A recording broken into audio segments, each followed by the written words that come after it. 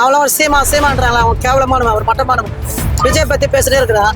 அவர் கட்சியில இருக்கிறவங்க கூட அவரை உருவ கேலி பண்றாங்க. இவர விஜய் சார எதனால இப்படி தொடர்ச்சியா பண்றாங்க? சூடு சோறுனா வெக்கமே இருக்காதா? மட்டமானவங்க வந்து குடும்பம். அதாவது எம்ஜிஆர் பண்ண எப்படின்னா, பதவி வரும்போது பணிவு வரணும்னு எம்ஜிஆர் பண்ணாரு. அதாவது பதவி வரும்போது நம்மளுக்கு பணிவு வரணுமா, இப்படி கும்பிடுறது, புரியுதுங்களா? அதுதான் எம்ஜிஆர் அண்ணன் பாடல பாட்டு. இவனை எதுவுமே இல்லாத எடுத்தோடனே தாட்டு பூட்டு அவ அப்படி இவ இப்படி அதில் ஓட்டு போட்டாங்களா, தற்கொலை அதில் ஓட்டு போட்டாங்களா, பிச்சைக்காரங்கிட்ட நீ வந்தவங்க எப்படி போடுவாங்க? ஏன்னா மக்களுக்காக உரிமையான சொத்து. இனிமே திமுக ஜெயிக்கிறது கஷ்டம். அவங்களாம் வந்து வரவே முடியாது. எங்க பேர பிள்ளைங்க எங்க பொண்ணுங்க தலைமுறை விஜய் சார் தான் வரணும். அதாவது விஜய் வந்து வயசான கிழவனானாலும் அவர் தான் சிஎம்.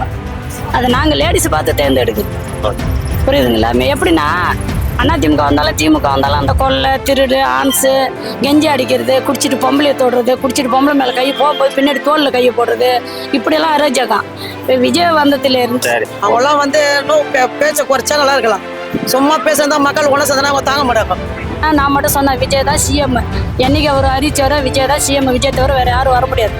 குடும்பத்தை பற்றிலாம் யாரும் பேசக்கூடாது. நான் கேட்டது குடும்பத்தை பற்றி பேசக்கூடாது. 1000 பிரச்சனை இருக்கும். குடும்ப கதைலாம் அரசியலுக்கு வரக்கூடாது. அப்பாவா அவரு ஊருக்கெல்லாம் அப்பா, அவர் கேவலமான அப்பா, அவரு மட்டமானவங்க அவங்களாம்.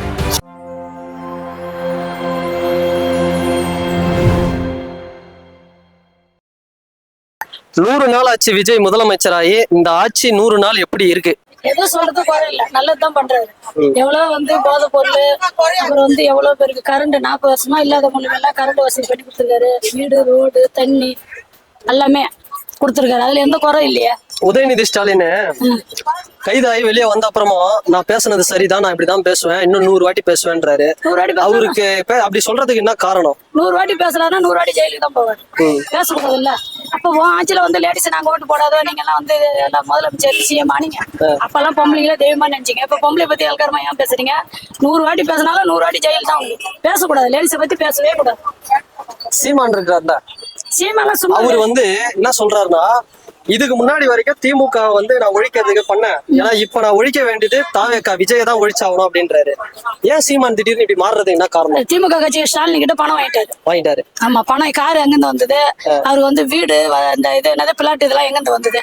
அவர் வந்து டைரக்டரா இருந்தாருல்ல, அவர் டைரக்டரா இருந்து என்ன சம்பாரிச்சிருப்பாரு? முதல்ல தம்பின்னு தானே சொன்னார் விஜய். இப்ப வந்து விஜய் பத்தி ரொம்ப பேசுறாருன்னா திமுக காரங்கிட்ட காசு வாங்கிட்டு தான் அவர் பேசுறாரு. நீங்க பணத்தை பாக்குறீங்க, அதனால ஜனம் யாரும் உங்களை எடுக்கல. அவரோட சொந்த காசு போட்டு வந்திருக்காரு. ஒரு பிரச்சனைன்னா அதாவது நல்லது பண்றாரு, லேடிஸுங்க எல்லாம் ரொம்ப பாதுகாப்பு கொடுக்க, அதனால அவர் ஜனம் எல்லாம் தேர்ந்தெடுத்தாங்க. இதுல ஒன்றும் தப்பு இல்லையா? நல்லது பண்றாரு, தேர்ந்தெடுத்தாங்க. நீங்க ஏன் கெடுதல் பண்றீங்க? உங்களுக்கு அந்த நல்ல எண்ணம் வர மாட்டேங்குது. சாட்டை திரும்புறாருல, அவர் வந்து விஜய சட்டசபையில உட்காந்துட்டு இருக்காருல்ல, ஒரு சைலண்டா எல்லாரையும் கவனிச்சுட்டு உட்காந்துட்டு இருக்காரு. அதை வந்து அவர் உருவ கேலி பண்றாரு. அது எப்படி பாக்குறீங்க? அது தப்பு, அது பண்ணக்கூடாது. அவர் ஏன்னா இவங்க தனிப்பட்ட முறையில தான் இவங்க அரசியல் ரீதியாக இவங்க விமர்சிக்கல, தனிப்பட்ட முறையில தான் அவங்க விமர்சிச்சு. அது பேசக்கூடாதுங்க. அப்பயே அவரை வந்து தண்டனை கொடுக்கணும். அதே மாதிரி பேசுறவங்கள ஒருத்தரை பத்தி ஒருத்தர் தப்பா பேசும், ஒரு சிஎம் தப்பா பேசும்போது அப்பயே தண்டனை கொடுத்துடணும். அதாவது வந்து எப்படின்னா, இந்த மாதிரி மேல தப்பு பண்ணிக்கிட்டு இருந்தாங்கன்னாக்கா, உதயநிதி ஸ்டாலினா இருக்கட்டும், இல்ல சீமானா இருக்கட்டும், இல்ல இவரா இருக்கட்டும், யார் இருந்தாலும் உடனே நடவடிக்கை விஜய் எடுக்கிற மாதிரி நாங்க விஜய் கிட்ட கேட்டுக்கிறோம். இப்போ சீமான் என்ன சொல்றாரு, ஒரு நடிகருக்கும் தலைவருக்கும் வித்தியாசம் தெரியாம ஆட்சியில் உட்கார வச்சுட்டாங்க. ஏன்னா நீங்களும் அதுல இருந்து தானே வந்தீங்க. நீ டேரக்டர் இருந்து தானே அதுல வந்தா, அப்புறம் நீ ஏன் வந்து விஜய் நடிகர்னா ஏன் பேசுற, தப்பா பேசுற? அப்ப உனக்கும் விஜய்க்கு என்ன இருக்குது? அவர் நல்லது பண்றாருங்க. நீங்க கெடுதல் தானே பண்ற. கெடுதல் ஏன் பண்ற? கெடுதல் பண்ண நீ வர முடியாது. உன்னோட தொகுதியில ஒரு ஓட்டு வாங்க உனக்கு ஓய்க்குது இல்ல. நீ வந்து பேசுறனா என்ன காரணம்? நீ வாங்க சொந்த ஊர்லயே உன்னோட தொகுதியிலேயே நீ ஓட்டு வாங்கல. அப்ப வாங்காத நீ வந்து நல்லது பண்றவங்கள ஏன் நோண்டிட்டு இருக்கீங்க? நீ திமுக பணத்தை வாங்கினா நீ பேசுற, அது தப்பு. பணம் தானே உங்களுக்கு எல்லாம். அவரு பணத்தை பாக்கலையா, ஜனத்தங்களை தானே பாக்குறாரு. 100 நாள் ஆச்சு விஜய் சார் சிஎம் ஆகி. ஆட்சி எப்படி இருக்கு? ஆட்சி நல்லா இருக்கு. நல்லா இருக்கா? நிறைய விமர்சனம் எல்லாம் சொல்றாங்க அவர் மேல, இதை சரியா பண்ணல அதை சரியா பண்ணலன்னு. மகளிர் உரிமை தொகை வந்து ஆட்சி இல்ல, அரசு எல்லாம் தெரியாம இருந்தது. இப்போ இவர் வந்து அரசு என்னன்னு தெரியுது மக்களுக்கு. ஏன்னா எல்லாமே இது வரைக்கும் நாங்க பிறந்து வளர்ந்து வயசு அதிகமாயி போச்சு. இருந்தாலும் இவரு இந்த முக ஸ்டாலின் அவங்க குடும்பமே இருந்து அரசுல என்னன்னு தெரியாம நாங்க மக்கள் இருந்தாங்க. விஜய் சார் வந்ததுல இருந்து, விஜய் தம்பி வந்ததுல இருந்து ஆட்சி நல்லபடியா நடத்துது. அதான் ஒரு மனுஷன் குளிர் வைக்குது. இப்ப உதயநிதி ஸ்டாலின் வந்து அரெஸ்ட் ஆனாரு, ஈவினிங்கே வந்துட்டாரு. வந்ததுக்கு அப்புறமும் பார்த்தோம்னா பிரஸ்ஸை பார்த்து நான் இன்னும் 100 வாட்டி கூட இப்படிதான் பேசுவேன் அப்படின்னு சொல்றாரு. முதல்ல அவர் பேச்சை குறைக்க சொல்லுங்க. அவர் பேச்சை குறைந்தா நல்லா இருக்கலாம். அவர் பேசினா தான் கீழே தான் போயிடணும். விஜய் மேல உயர்த்தனே இருப்பாரு. சும்மா பேசிட்டே இருக்கக்கூடாது. பேச்சை குறைச்சாக்கா அப்பா பிள்ளை நல்லா இருப்பாங்க. ஆனால் உதயநிதினா அந்த லேடிஸை பற்றி அவ்வளோ கேவலமாக பேசுகிறாங்க. இவங்களாம் ஒரு அரசியல் இருக்கிறவங்க, இவங்களாம் நல்லா படிச்சவங்க, அரசியல் இருந்தவங்க, நல்லா ஒரு அரசியல் ஆண்டவங்க, ரோட்ல போறவங்க பேசுற மாதிரி பேசுறாங்க. இவங்களாம் அரசியல் எதுக்கு சார் வாங்கிடுறாங்க அவங்க? ஒரு லேடிஸை பத்தி இவ்வளவு கேவலமா நல்லா தண்ணி மட்டமா பேசுறாங்களே, இவங்களாம் எதுக்கு அரசியல் ஆடுறாங்க? அவங்க அப்பா அது மாதிரி தான், அவங்க தாத்தா ஜெயலலிதா குறைப்பது அவங்களும் அரெஸ்ட் பண்ணி போனா இருக்கும். ஜெயலலிதா அரெஸ்ட் பண்ணி ரோடா வச்சுட்டு போனாங்க போலீஸ். அதே மாதிரி ஒரு குடும்பமே பரம்பரை பழுக்கு இந்த குடும்பம். அப்பா புள்ள பேர எல்லாமே ஒன்னா இருப்பாங்க பழுக்கு. ஒருத்த பத்தி குறை சொல்ல பேசுனே இருப்பாங்க. விஜய் என்ன பேசுறாரா? தாழ்மை, பொறுமை, அமைதி. இல்ல அததான் அவங்க குறை சொல்றாங்க. மத்த இடத்துல மைக் அடிச்சா விஜய் ஓன்னு கத்துறாரு, சட்டமன்றத்துல அமைதியா இருக்கிறாரு, வாயே திறக்க மாட்டாரு. அமைதிதான் இருக்கும். இப்போ விஜய் அவர்களுக்கு வந்து ஆட்சி பண்ணவே தெரியல, அவருக்கு பேச தெரியல அப்படின்னு சொல்லி சும்மா அதெல்லாம் சும்மா. அதாவது விஜய் பத்தி பேசி அவங்களே சாவ போறான். புரியுதுங்களா? விஜய் பத்தி ஒருத்தர் நல்லது பண்றாரு, அவரை பத்தி பேச இவ்வளவுதான் சாவுவானுவ. புரியுதுங்களா? பேசக்கூடாது. இப்ப என்ன பண்ணலாம், எல்லாம் பண்ணிருக்காரு. அந்தந்த அவரோட எந்தெந்த இதுல நின்னாரு, கரண்ட் வசதி பண்ணிருக்காரு, ரோடு வசதி பண்ணிருக்காரு, தண்ணி வசதி பண்ணிருக்காரு, வீடு இல்லாதவங்களுக்கு வீடு காட்டி விட்டுருக்காரு. இன்னொன்னு என்ன தெரியுமா, இப்ப கொஞ்ச நாளைக்கு முன்னாடி பார்த்து ரெண்டு நாளைக்கு முன்னாடி கப்பல்ல இருந்து எல்லாம் வருது. அதாவது கேடி, முடிச்சுமாரி, முள்ளழகு, ரவுடிங்க எல்லாம் அதெல்லாம் தடுக்க சொல்லி போட்டிருக்காரு அங்க. இன்னொன்னு என்ன தெரியுமா, போதை பொருள் ஃபுல்லா அங்கிருந்தா வெளிநாட்டுல இருந்தா வருது கப்பல்லன்னா, அதை பிடிக்க சொல்றாரு. அப்புறம் இன்னும் என்னதான் பண்ணணும்? இப்ப நாங்கெல்லாம் ஃப்ரீயா இருக்கிறோம். சரோஜதை பண்ண மாதிரி பறவைகள் பல விதம்னு நாங்கெல்லாம் எவ்வளவு ஃப்ரீயா இருக்கிறோம் தெரியுமா? இப்ப எந்த ஒரு பிரச்சனை இல்லை. அதுக்கு முன்ன போனா இப்படி போனா உராய் வேணும், அப்படி வந்தா தொடுவானுவ, இப்படி போனா இடுப்புல கையை போடுவானுவ. அப்ப நாங்க கேட்டாக்க அவனை மறைப்பானுவ, போதையில இருப்பானுவ. இப்ப எந்த இதுவும் இல்ல. அவர் போட்டு திருத்த வச்சு பயந்து தானே இருக்கிறாங்க. விஜய் அவர்களுக்கு வாக்கு செலுத்தியதால மாற்றம் வந்திருக்குன்னு நினைக்கிறேன். ஆமா, விஜய் வந்து எத்தனை ஜென்மம் இருந்தாலும் விஜய் தான் இனிமே. வேற இவனுக்கு யாரும் வர முடியாது. அதாவது நீ எப்படி எவ்வளவு ஒரு ஆளை தப்பா சொல்றியோ, உனக்கு ஒரு ஓட்டு கூட போட முடியாது. நான் சொல்றது நல்லது பண்ணாதாங்க போடுவாங்க. நீ கெடுதல் பண்ண உனக்கு எப்படி வைப்பாங்க? இப்பயே நீங்க இவ்வளவு பேசுறீங்க, சீமாலாம் இவ்வளவு பேசுறாரு, இன்னும் ஆட்சிக்கு வந்துட்டு அவரெல்லாம் சும்மா இருப்பானா? அந்த ஆளு பணத்துக்கே எது வேணாலும் பண்ணுவான். திமுக கட்சியில பணத்தை வாங்கி தானே நீ பேசுற. நீயும் ஒரு டேரக்டரா இருந்துதான் இதுல வந்த. அப்ப விஜய் நடிகரா இருந்து வந்தாலும் நல்லது பண்றாரு. அப்ப யார பாப்பாங்க? விஜய் பாப்பாங்களா, சீமான பாப்பாங்களா? விஜய் தான் பாப்பாங்க. ஏன்னா நல்லது பண்ணாதாங்க. இப்ப ஒண்ணு இல்ல, இப்ப என் தொகுதியில ஒரு பிரச்சனை வருது, அங்க போய் 4 பேர் கேட்டாதான் ஐயோ அந்த அவருக்கு நம்ம ஓட்டு போட்டா அவர் தான் வேணும்னு நினைப்பாங்க. நீ அந்த இதுலயே நீ கெடுதல் பண்ணி உனக்கு எப்படி யார் ஓட்டு போடுவாங்க, யாரு செய்வாங்க சொல்லு? இப்ப இத்தனை வருஷமா இருக்கிறன்ற ஒரு ஓட்டு உன்னால வாங்க முடியல. அதுல இருந்து என்ன தெரிஞ்சுக்கிட்ட? எதுக்கும் புண்ணியம் இல்லாத ஆளுன்னு நினைச்சுக்கிட்ட. நீ மேடையில் தான் பேசலாம், புரியுதுங்களா? தொகுதியில இன்னும் ஓட்டெல்லாம் வாங்க முடியாது. எவ்வளவு பேரு அரசியல வந்தாரு, என்னண்டா உங்களோட ஃபேமிலி பிரச்சனை, அப்ப அமைதி தானே போறாரு. அவரு எக்கத்தை பேசலையே. அவ்வளவு கோர்ட்டு கேஸ் அவங்க ஒய்ஃப் பண்ணாங்க, அமைதியா இருந்தாரு. அவங்க ஒய்ஃப் வந்துட்டாங்கல்ல, வந்து குடும்பம் சேர்ந்து ஒன்னா வாழ்றாங்கல்ல. இதுதான் பொறுமை. இவங்க பேசினே இருந்தா பேசுதான், இவங்க இன்னும் பேசதான் போயிடணும். இவங்க அரசெல்லாம் ஆள முடியாது. இனியும் மக்கள் ஃபுல்லாமே சிறு பிள்ளைங்க பெரியவருக்கா இடம் பிடிச்சாரு விஜய் சார். இனிமே திமுக ஜெயிக்கிறது கஷ்டம். எங்க செயல்னால எங்களுக்கு தேவையில்லை அவரோட சொத்து. அவர் நல்லா இருக்கணும் விஜய். ஏன்னா மக்களுக்காக உரிமையான சொத்து. இனிமே திமுக ஜெயிக்கிறது கஷ்டம். அவங்களாம் வரவே முடியாது. எங்க பேர பிள்ளைங்க, எங்க பொண்ணுங்க தலைமுறை விஜய் சார் தான் வரணும். ஏன்னா அவங்களாம் இருந்தா அதிகமா லஞ்சம் எல்லாமே இருக்கும் அவங்க ஆட்சியில. விஜய் ஆட்சியில அதெல்லாம் கொஞ்சம் கொஞ்சமா இந்த நாட்டுல இந்த டைம்ல அருமையா பண்ணி வர்றாரு. சீமான் ரீசெண்டா ஒரு மேடையில் என்ன சொல்றாருன்னா, விஜயோட தொண்டர்கள் தமிழக வெற்றி கழகத்தோட தொண்டர்கள் தற்குறிகள் சொன்னாரு. தற்குறிக்கு அவரு தான் தற்குறி, நாங்களாம் கிடையாது. நாங்க நல்லவரை பார்த்துதான் தேர்ந்தெடுத்திருக்கிறோம். அதாவது எங்களுக்கு பாதுகாப்பு, எங்களுக்கு எந்த ஒரு பயம் இல்லாத போற மாதிரி வர மாதிரி தான் நாங்க பார்த்து தேர்ந்து ஓட்டு போட்டுக்கிறோம். இவரெல்லாம் போய் யாரு ஓட்டு போடுவோம்? கண்ணு தெரா கூட போட மாட்டாங்க ஓட்டு. சீமான் மீது மக்களுக்கு நம்பிக்கை இல்லைன்னு எது நம்பிக்கை இல்ல, சும்மா வேஸ்ட். அதெல்லாம் என்ன நம்பிக்கை? அதாவது ஒருத்தருக்கு நல்லது பண்ணாதாங்க அவங்க என்னன்னு பாப்பாங்க, அவரை தேடுவாங்க. நீ கெடுதல் தானே பண்ற, திமுக காசு வாங்கி உனக்கு எப்படி நல்லது பண்ணுவாங்க? ஒண்ணு இல்ல, அவரோட தொகுதியில, அவரோட இடத்துல, அவரோட ஏரியால ஒரே ஒரு ஓட்டு வாங்க சொல்லு. இத்தனை வருஷம் நீ கத்துற, போற, மீட்டிங் போடுற, அங்கங்க பேசுற, வர, ஏன் உனக்கு ஓட்டு போடல? என்ன காரணம்? அப்ப நீ நல்லது பண்ணல. இப்ப இடைத்தேர்தல் அம்பாசமுத்திரத்துல பொது வேட்பாளரா அவர் நிப்பாட்ட போறாங்க. யாரா? சீமான் அவர்கள். யார் நிப்பாட்டுச்சா? ஏடிஎம்கே, டிஎம்கே, பாமக அதெல்லாம் ஓட்டு போட மாட்டாங்க. வேஸ்ட் தான், ஓட்டு போட மாட்டாங்க. ஒருத்தரை பத்தி தப்பா பேசிட்டு நிக்க வச்சா ஓட்டு போடுவாங்களா? அதாவது எம்ஜிஆர் பண்ண எப்படின்னா, பதவி வரும்போது பணிவு வரணும்னு எம்ஜிஆர் பண்ணாரு. அதாவது பதவி வரும்போது நம்மளுக்கு பணிவு வரணுமா, இப்படி கும்பிடுறது. புரியுதுங்களா? அதுதான் எம்ஜிஆர் பாடின பாட்டு.